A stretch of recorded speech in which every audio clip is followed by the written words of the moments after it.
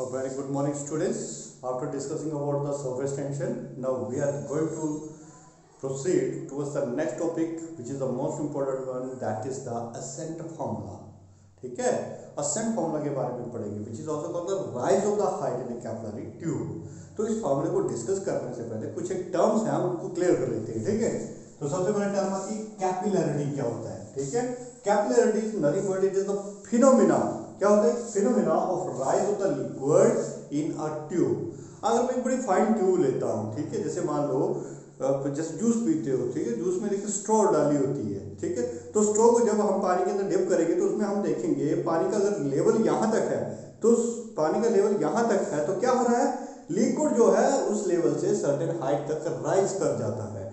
इसी फिनोमेना को हम क्या बोलते हैं? कैपिलरिटी बोला जाता है. क्या बोला जाता है? इसको कैपिलरिटी बोला जाता है. उसी तरह से कैपिलरी ट्यूब क्या होता है? A tube with a very fine bore of radius.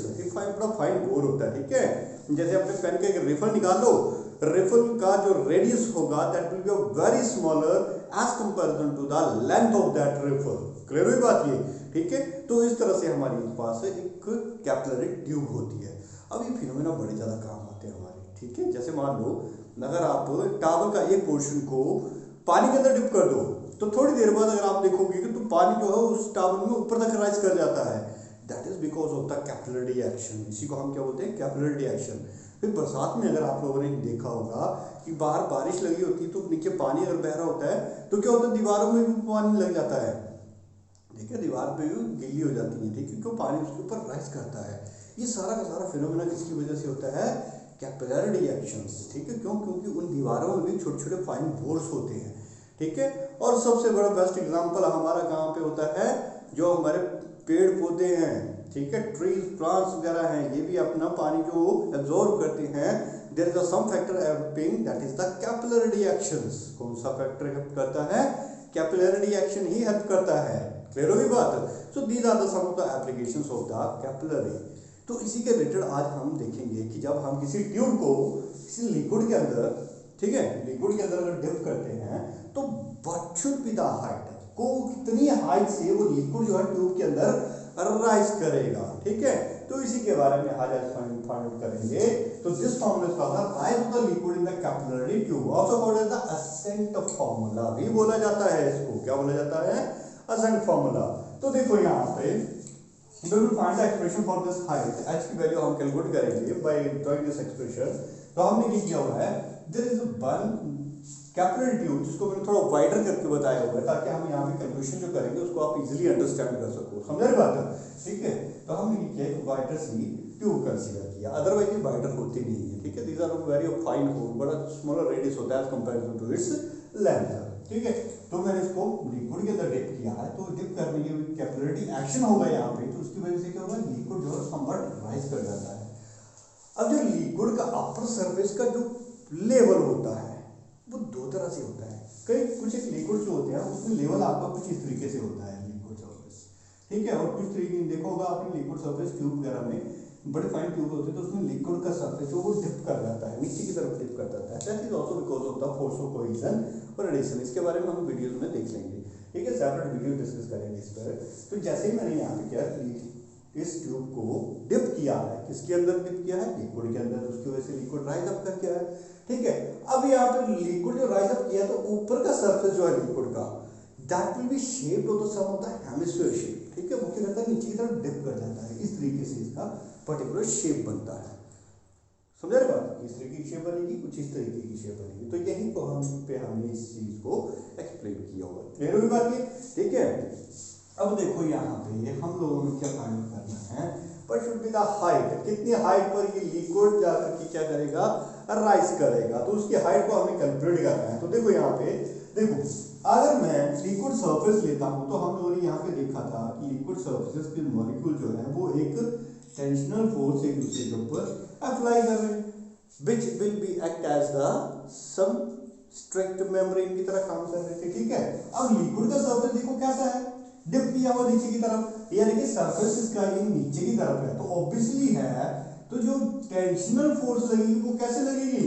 That will be some like here. देखो ये नीचे की तरफ लगेगी ऐसे. क्लियर है? This one is the tensional force. उसी तरह से इस सरफेस के इस तरफ भी लिक्विड की पर फोर्स लगेगी, that will be the tension force. अब रूल तो ये बोलता है कि action and reaction are equal and opposite. अगर टेंशन फोर्स इस डायरेक्शन में लग रही है तो रिएक्शन किस तरफ प्रोड्यूस होगी, that will be opposite to that of tension, that is the reaction. उसी तरह से इस केस में भी रिएक्शन यहाँ पे प्रोड्यूस होगी। अब यूनिट नंबर 3 में हमने इन सभी के बारे में डिटेल में डिस्कस किया हुआ है कि व्हेन वी नीड और when we require to resolute this vectors, समझ रहे बात है। तो यहाँ पे हम क्या करते हैं, रेजोल्यूशंस कर देते हैं, ठीक है। Where he is also equivalent to that of what, tension. जो है टेंशन के ही बराबर तो है, तो हम इसके दो कंपोनेंट ब्रेक कर देते हैं, ठीक है। One component will go up this direction, so it will make the t cos of theta. Another component will act in this direction, that will make the t sin of theta, ठीक है। इसके बारे में हम लोगों ने already unit number 3 में discuss किया है कि why this component is in this direction and t cos theta is in this direction, clear है बात ये। और इस यहाँ पे भी एक कंपोनेंट बन जाएगा, that is t cos of theta and there is this t sin of theta। अगर हम यहाँ पे ध्यान से देखते हैं तो t sin theta component will acting in the opposite direction. कैसे एक्ट कर रही है, अपोजिट डायरेक्शन में एक्ट कर रहे हैं, तो therefore they will cancel out the effect of each other. एक दूसरे की इफेक्ट को कर देंगे, ये कैंसल आउट कर देंगे। अरे भाई एक जोर इस तरफ लगा रहा है, दूसरा जोर इस तरफ लगा रहा है, तो ऑब्वियसली नेट इफेक्ट कितना होगा, जीरो होगा, क्योंकि दोनों सेम ही जोर लगा रहे हैं, समझ रहे बात है, ठीक है। तो इन दोनों की वजह से जो नेट इफेक्ट होगा वो क्या हो जाएगा, जीरो हो जाएगा। तो जो लिक्विड को ऊपर ले जा रहा है कंपोनेंट, लिक्विड को कोई ना कोई फोर्स ऊपर की तरफ ही तो लेके जा रही है, तो वो जो ऊपर की तरफ जो लेके जा रही है फोर्स, वो कौन सा कंपोनेंट काम कर रहा है उसके लिए, t cos थीटा कंपोनेंट। कौन सा कंपोनेंट काम करेगा इसके लिए, t cos ऑफ थीटा। अब ये t cos थीटा कर रहा है, लिक्विड को ऊपर की तरफ लेके जा रहा है। इसी कंपोनेंट की वजह से क्या हो रहा है, लिक्विड जो है इस कैपिलरी ट्यूब में राइज अप होता रहेगा, समझ रहे बात की। अब देखो ये जो t cos थीटा कंपोनेंट जो है, अरे ये लग कितनी लेंथ के ऊपर रहा है, ठीक है, कितनी लेंथ के ऊपर लग रहा है, ठीक है। तो यहाँ पे इसको मेंशन करने के लिए मैंने इसका शेप जो है यहाँ पे ड्रॉ कर दिया है। अब देखो इसके बीच का पोर्शन तो सारा खाली है, ऑब्वियसली एक हेमिस्फीयर का शेप ली हुई है इसने। कैसी शेप ली है, हेमिस्फीयर की शेप में, ठीक है। तो यहाँ पे देखो जो फोर्स लगेगी लिक्विड सरफेस तो यहाँ पर होगा, समझ रहे हैं, ठीक है। यहीं पे इस लेंथ के ऊपर ही करेगा ना काम सारा का सारा। तो t cos थीटा कंपोनेंट इस पूरी की पूरी लेंथ के ऊपर काम कर रहा है, ठीक है, t cos theta and t cos of theta. यानी कि जो लिक्विड इसके सरफेस में पड़ा है, बीच में सरफेस नहीं है, लिक्विड नहीं है, तो इसके सरफेस के साथ जो लिक्विड है वो पूरी शेप जो बनाई हुई है इसने, इसके साथ ट्यूब के साथ, सिलिंड्रिकल ट्यूब होगी ना, उसके साथ जो शेप बनाई हुई है, उसी की वजह से क्या हो रहा है, ये उसको ऊपर की तरफ लेके जा रहा है। तो ये जो पर्टिकुलर लेंथ बनी, कितनी बनी, कितनी लेंथ बनी, t cos थीटा कंपोनेंट काम करेंगे, अरे इसका circumference of the circle that is 2 pi r, इतनी लेंथ के ऊपर ये काम कर रहे हैं, ठीक है। अब देखो ये जो रेडियस होगा यहाँ से यहाँ तक, मान लेता हूँ ट्यूब का रेडियस कितना है, दैट इज r। तो ये जो हाइट होगी इस हेमिस्फीयर की भी, that also be equal to what, r equivalent, इसको भी हम r मानेंगे, तो ये भी क्या है हमारे पास, उतनी हाइट का होगा ये हेमिस्फीयर। यहाँ तक क्लियर हो गई बात, ये कैसे रेजोल्यूशन हुई, किस तरीके से कंपोनेंट्स काम कर रहे हैं। तो देखो now the upward force acting on the body, expression find out करते हैं, क्या होगा, अपवर्ड फोर्स। अपवर्ड फोर्स कौन सा होगा इसके ऊपर, अरे फोर्स कौन सा लगेगा इसके ऊपर, क्योंकि टेंशन सरफेस काम कर रही है ना यहाँ पे, तो मैं यूज करूंगा किसका फॉर्मूला, अरे टेंशन का फॉर्मूला। टेंशन का फॉर्मूला क्या होता है, फोर्स पर यूनिट लेंथ, तो according to this formula force will comes out to be tension into length. अब मैं टेंशन इनटू लेंथ, टेंशन का कौन सा कंपोनेंट काम कर रहा था, t cos थीटा कंपोनेंट काम कर रहा है, तो यहाँ पे मैं लिख सकता हूँ t cos ऑफ थीटा, अरे टेंशन का यही कंपोनेंट काम कर रहा है ना। तो देखो साथ में लेंथ, कितनी लेंथ के ऊपर इसने काम किया, अभी हमने इसको एक्सप्लेन किया, कितनी लेंथ के ऊपर काम कर रहा है ये, 2 pi r circumference of that circle, ठीक है। तो 2 pi r लेंथ के ऊपर ये काम कर रहा है, यहां तक क्लियर हो गया। तो अपवर्ड फोर्स कितनी लगी हमारे पास, this one, that is the upward force which is helping the liquid to rise in the capillary tube. क्या कर रही है, लिक्विड को हेल्प करवा रही है to rise up in the capillary tube, ये फोर्स लग रही है इसके ऊपर। यहां तक क्लियर होगी सर बात। अब देखो अब ऐसा तो है नहीं कि लिक्विड जो है लगातार बढ़ता ही रहेगा, ट्यूब जितनी है उतना ही राइज करेगा, नहीं ऐसा नहीं होता है, ठीक है। दिस लिक्विड जो राइज कर रहा है कैपिलरी के अंदर, it has a certain kind of limitations, मतलब कहीं पर जाकर के तो ये रुकेगा। तो जब ये रुक रहा है पर्टिकुलर हाइट पे, तो उसके पीछे कौन फैक्टर कर रहा है, डोमिनेट कर रहा है, ठीक है। तो that is the weight of this liquid inside the capillary tube. किसका weight of the liquid inside that capillary tube. अरे भाई देखो, जैसे ही मैंने इस ट्यूब को इस लिक्विड के अंदर डिप किया तो डी cos थीटा कंपोनेंट काम करना शुरू कर दिया। डी cos थीटा कंपोनेंट इस लिक्विड को राइज अप करवाया, ठीक है। तो धीरे धीरे राइज अप करवाने लगा, तो यहाँ पे इस ट्यूब के अंदर इस लिक्विड का वेट भी बढ़ता गया। अल्टीमेटली कब तक राइज अप करवाता रहेगा, जब तक डी cos थीटा कंपोनेंट और वेट दोनों क्या हो जाएंगे, बैलेंस ना हो जाए, तब तक ये राइज अप होता रहेगा। क्लियर हुई बात।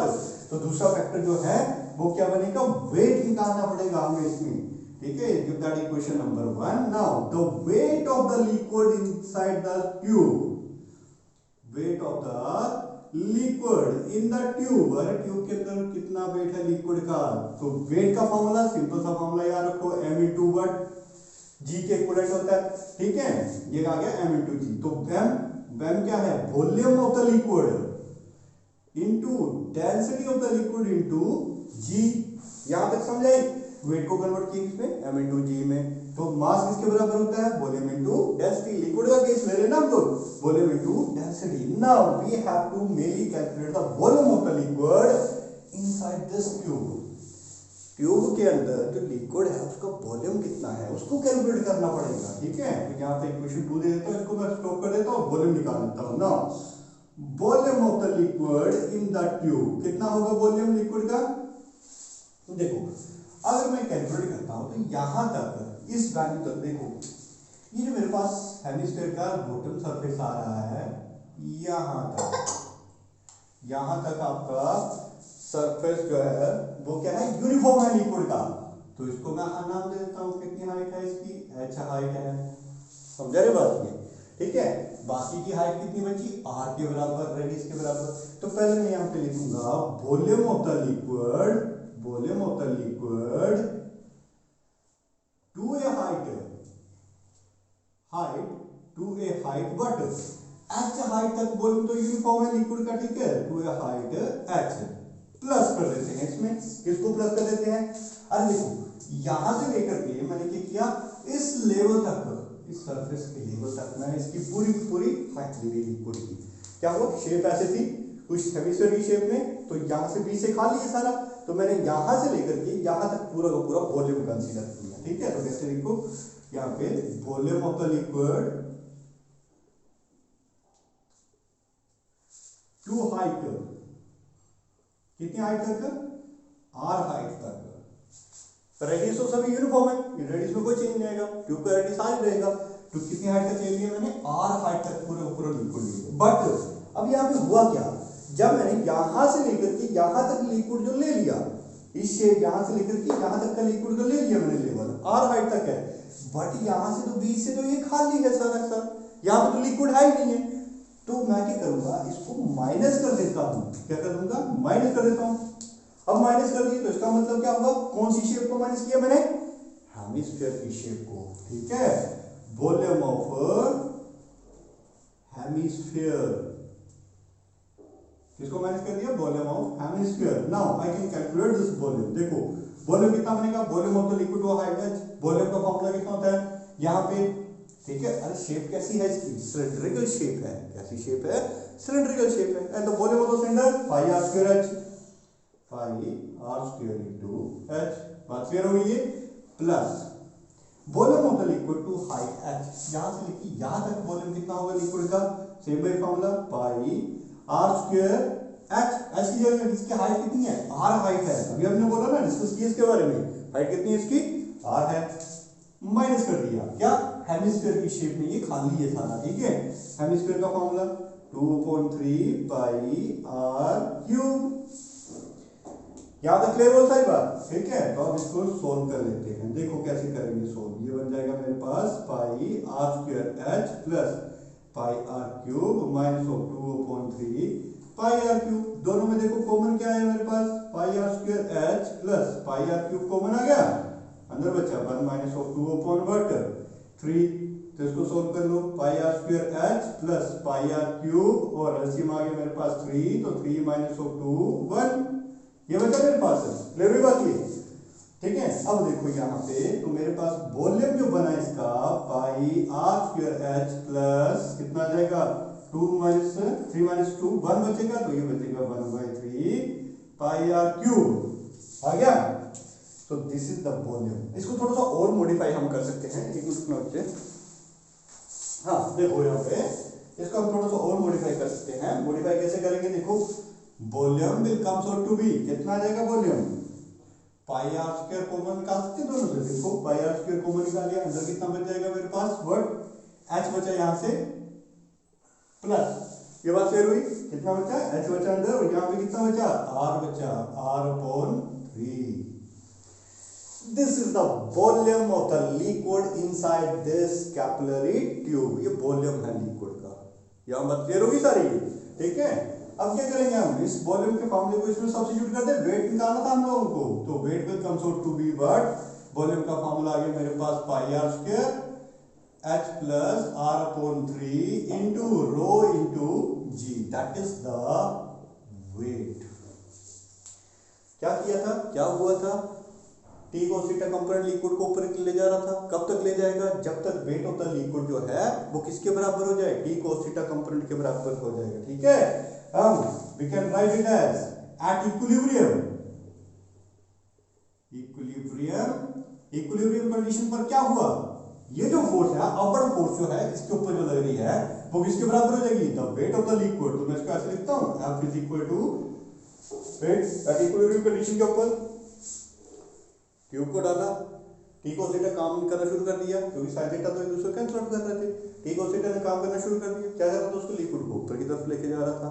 जब ऊपर की तरफ लेके जा रहा था तो धीरे धीरे जब वेट भी तो बढ़ रहा था इसके अंदर, तो वेट और फोर्स जो अपवर्ड फोर्स जो है तब तक काम करते रहेंगे जब तो इक्वलाइज ना हो जाए। जब इक्वलाइज होगी ये दोनों के दोनों, तो I can write it here as, क्या लिखता हूं यहाँ पे, देखो फोर्स का फॉर्मूला हमने निकाला था कितना, T cos of theta into 2 pi R निकाला था, is equal to weight, weight का फॉर्मूला देखो अभी निकाला हमने, pi are square H plus R upon 3, ठीक है, इनटू रो इनटू जी।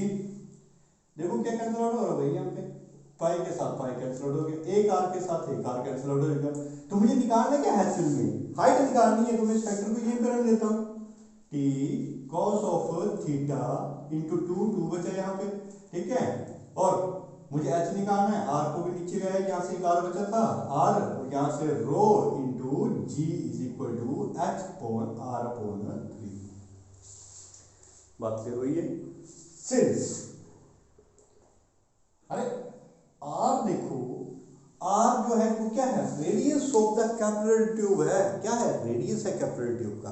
अरे इसका रेडियस तो बड़ा ज्यादा छोटा है, बड़ा ज्यादा फाइन है in comparison to the height of the liquid, और रेडियस जो बड़ा ज्यादा कम है उसका भी थर्ड पार्ट ले रहे हैं हम लोग, तो ये तो टोटली नेग्लिजिबल हो जाएगा, समझे ना बात है। तो we can write it as r upon 3 is very very smaller than that of the height, ठीक है। तो we can write it as r upon 3 is approximately equal to 0। So here we have h बचा यहाँ से क्योंकि 0 हो गया, तो h will comes out to be 2 into t cos of theta upon r into rho into g, which is the appropriate expression to find out the height of the liquid inside the capillary tube। तो capillary tube में अगर हमें liquid की height calculate करनी है तो by using this formula we can calculate, कैसे, 2 into t, t represent the tension, cos theta कितना एंगल बन रहा है भाई इसके बीच का, सरफेस का जो एंगल है वो कितना बन रहा है, क्लियर है, upon r into rho into g, r represent the radius, rho represent the density of the liquid, g represent the acceleration due to gravity। So this one is all about the ascent formula। Thank you all।